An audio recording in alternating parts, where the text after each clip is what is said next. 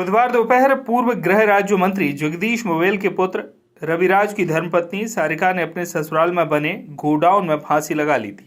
Postmortem देर शाम हुआ था, जिसके बाद बड़ी संख्या में आए मायके पक्ष के लोगों ने जमकर हंगामा किया। गुरुवार सुबह 8 बजे शव को मुंडाला ले जाया गया था, लेकिन सुबह मायके पक्ष के हंगामे के बाद शव को वापस स्थानीय सामुदायिक स्वास्थ्य केंद्र पोस्टमार्टम रूम में लाकर रखा गया। गुरुवार दोपहर 3 बजे मायके पक्ष के लोग मृतका के शव को अंतिम संस्कार के लिए अस्पताल से सीधे नर्मदा किनारे लेकर पहुंचे।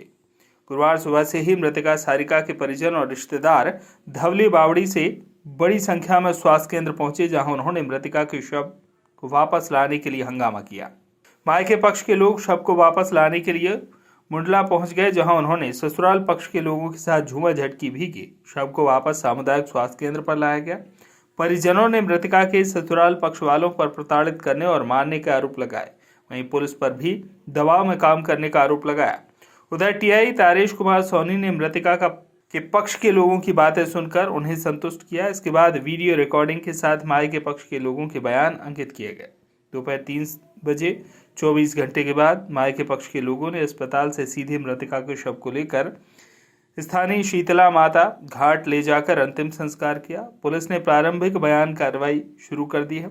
हालांकि नवविवाहिता के प्रकरण में जांच एसडीओपी रैंक के अधिकारी करेंगे। जगदीश मुवेल के पास मोबाइल नंबर सभी के हैं वहाँ पे, पर उन्होंने ना उनके पापा को फ़ोन लगाया, ना परिवार में फ़ोन लगाया, किसी को फ़ोन नहीं लगाया। वो दूसरे आदमी के थ्रू ही फ़ोन लगा के बताया कि ये घटना हो गई, तबीयत खराब हो गई करके उनके नाना जी और नानी जी को फ़ोन लगाया। उसके बाद में उसके पापा को पता चला। पापा वहाँ से आए हॉस्पिटल में आए, देखा और उनको अंदर नहीं जाने दिया। उन्होंने पहले साइन करवा लिए, साइन करवाने के बाद उनको अंदर भेजा, उनको डेड बॉडी दिखाई, उसके बाद पोस्टमार्टम करवा दिया। उसके बाद ये घटना हुई। और पहली बात तो ये होती कि सर कोई भी आदमी अगर आत्महत्या करेगा या फांसी लगाएगा तो पुलिस वहाँ जाएगी, तहकीकात करेगी कि किस कारण हुआ, कैसे हुआ, क्यों हुआ। उसके बाद पंचनामा बनता, उसके बाद ही आगे कार्रवाई होगी। डेड बॉडी वहाँ मर गई, उसके बाद डेड बॉडी स्वयं वो लेके आ गए, वो लेके यहाँ रख के भाग गए। वो अभी वो है नहीं यहाँ। वो यहाँ अगर कभी उनका अगर चाहत रहती तो उनके सास ससुर, उनके पति और उनकी फैमिली से कोई भी यहाँ रहता, बट वो यहाँ कोई है नहीं यहाँ। कुल मिला के वो अपराधी है और हम ये चाहते हैं कि उनको कड़ी से कड़ा सजा मिले और जहाँ तक जाए वहाँ तक जाना पड़ेगा, हमको जाएंगे और उनको अपराध करना पड़ेगा और उनको जेल भिजवा के ही रहेंगे। हमारा ये निश्चित है, चाहे कुछ भी हो जाए। आगे से आगे अधिकारी के पास जाएंगे और उनको कड़ी से कड़ी सजा दिलाएंगे। हमको ये लगता है कि उन्होंने मर्डर कर दिया, कुल मिला के मार दिया उनको गला घोट के या किसी भी कारण से। ये तो हमको भी नहीं पता। अगर ये सूचित रहती, अगर वो मर्डर करते या आत्महत्या करते तो वो सबसे पहले किसको फोन लगाती? मायके वालों को, कि तुम्हारी लड़की ने ऐसे कर लिया। वो ये कौन लगा था? उनका पति या उनका ससुर। उन्होंने फोन भी नहीं लगाया उनको और उनको बताया भी नहीं कि क्या निर्णय हुआ। नहीं, हमको कुछ नहीं पता वो कहाँ है। उनके फैमिली और उनके परिवार से कोई नहीं है। अगर ऐसा रहता तो वो यहाँ आके बता करते कि क्या हो रहा, बट वो आए नहीं क्योंकि वो अपराधी है, तो वो कहाँ से आएंगे?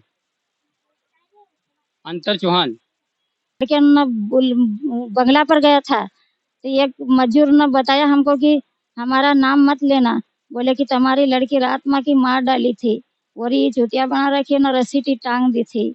बोले कि सुबह से ले गया, बोले कि धर्मपुरी हॉस्पिटल, बोले कि मरी हुई होती, बोले कि ऐसा बोला। हम चाहते हैं कि हम रवि को और मोहेल को और सब चारे उनको उनको बोले कि उनको यहाँ लाओ। लड़की को कौन लाया? बोले कि तो सब भाग गया, कोई नहीं आया। बोले कि दोनों बाप बेटे को लाओ और वो की सास को पिलाओ, उसका जेठ को पिलाओ, बोले कि सबको परिवार को बोला। तो बोले कि कोई भी नहीं है। बोले कि कौन लाया? तो बोले कि नौकर लाया। तो नौकर क्यों लाया? तो नौकर को भी मेरे को बताओ, बोले कि मैंने बोले। तो सभी उनको कहे, पुलिस वाले हैं वो उनको कहे कि यहाँ से लाश मत ले जाना, हमको झूठ क्यों बताया और किसने लाया हमको बता दो, बोले कि।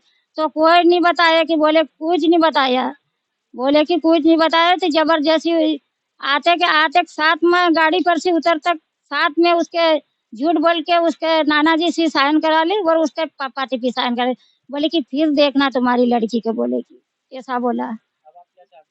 हम चाहते हैं कि कार्रवाई करवाने को चाहते हैं और उनका जेल होना चाहिए और रवि का फांसी का फंदा होना चाहिए। मेरी लड़की के जैसी फांसी लगाई वैसी मेरे होना लड़की लड़का की। क्यों मेरे लड़की के हम देते नहीं थे, जबरदस्ती शादी करके 10 बार का वो देखना के गया था ये, और हमको लड़की पसंद आएगी, बोले कि ये की है लड़की हम बनाएंगे, बोले कि हम बोले कि हमारे पास पैसे नहीं है और वो अनाज भी नहीं खाने की, हम गरीब लोग हैं, हमारे गरीब की लड़की है बेटी, तो बोले कि सब हम दे देंगे, बोले कि जगदीश मोहल की बोले, और उसका घरवाला भी बोले थे झूठ बोल के ऐसा बना के क्यों मार डाली छोरी को, और क्यों झूठ बोले के फांसी लगाए मारी नहीं क्यों लाया, और हम फांसी का फंदा होता तो हम वहाँ देखते और हम हमारे सामने छोड़ते और पुलिस वाले भी देखते तब हम मानते। धर्मपुरी से जफर अली की रिपोर्ट।